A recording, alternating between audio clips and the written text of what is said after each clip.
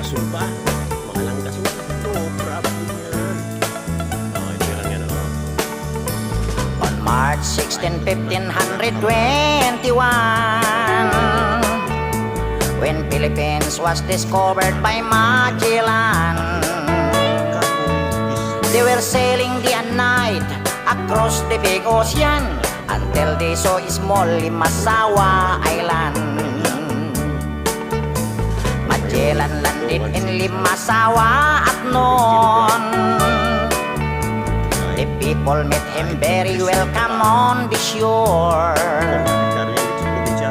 They did not understand the speaking they have done, because Kastila git at waray-waray man. When Magellan landed in Cebu City,